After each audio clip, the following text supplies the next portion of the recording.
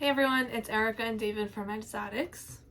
And today's video, we're going to be discussing how we personally feed our collection. Do we feed live?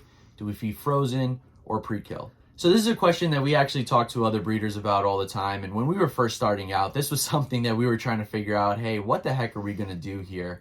Our collection is well over 100 snakes. So at this point, or getting to this point, we were thinking, man, how are we going to feed over 100 snakes? Is live better? Is frozen thawed better pre-kill? The short answer is we have decided to feed frozen thawed to 95% of our collection. Two major factors played a role in it. One was this one right here. Hates feeding live. She hates the sound of it. Honestly, whenever I have to feed live rats, I go in another room and put headphones on and play some music. Yeah, it's just not her thing. And unfortunately, when you're feeding off your standard Norwegian rat, even as small as a rat pup, they can be very loud. Unfortunately, when they are struck and being, eaten, right? The ASFs tend to not make a noise, which is kind of cool. So if you are feeding live ASFs or thinking about feeding that is a huge plus. They generally do not make a noise. And little mice tend to not make much of a noise, but rats definitely do. Another reason that the second big reason though why we decided to feed frozen for our collection is simply supply and demand. It's a lot easier for us to keep on hand, 200, 300, 400 frozen rats at any given moment. We have a separate deep freezer that we use for our collection. So it's great. So if we ran into the issue last year where it was very difficult to get rats for a certain period of time.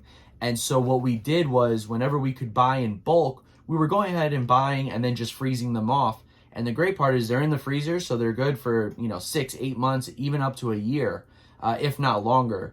So for us, it's kind of the convenience of being able to feed off. Part of the downside is if they don't eat on frozen, you definitely should avoid refreezing, right? But at the same time, we've kind of got it down packed where we don't take out enough rats for our entire collection. We basically feed off about half of our collection. We have a few garbage disposals, we like to call them, in our collection. They'll eat no matter what.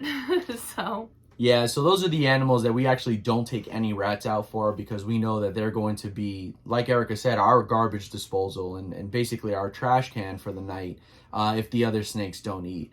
So again, we feed frozen thawed. There's nothing, we have no negative opinion about anybody who live feeds. It's just our personal preference and what works best for us. Right, and we do live feed when we have hatchlings. Unfortunately, they're very difficult to get on frozen as their first couple of meals. So we usually feed them live for the first 2 to 3 meals, and then we try to switch them over to frozen. And then we do have a couple of snakes in our collection that do eat live. But at this point, we only have one animal that eats live, and she only takes live ASF. So she's a little picky. Yeah, just a little bit. Sometimes, guys, you're going to have to tough it out. Getting them switching over from live to frozen can be easy, but sometimes it can be difficult. You just got to wait it out with them. Make sure that the snake is healthy. But again, we feed frozen. It's just more convenient for us. We can buy in bulk. And we really have not run into much of an issue of supply and demand once we started buying in big bulk and just keeping our deep freezer, stocked with rats. So again, just wanted to share that with you guys. Nothing wrong with feeding live. A lot of our friends on the Long Island breeder group, they feed live. It's convenient for them. It's better for their collection and, more power to them. Like I said, it's just something that we do and wanted to share it with you that it is possible to feed over 100 snakes, and it takes no more than 2 hours. And it's not 2 hours of us, going to every tub. It's 2 hours from thawing them out to the last feed. So it's really not that bad. But again, that's just our personal preference and what we do here at Exotics. But aside from that, that's all we have for this video.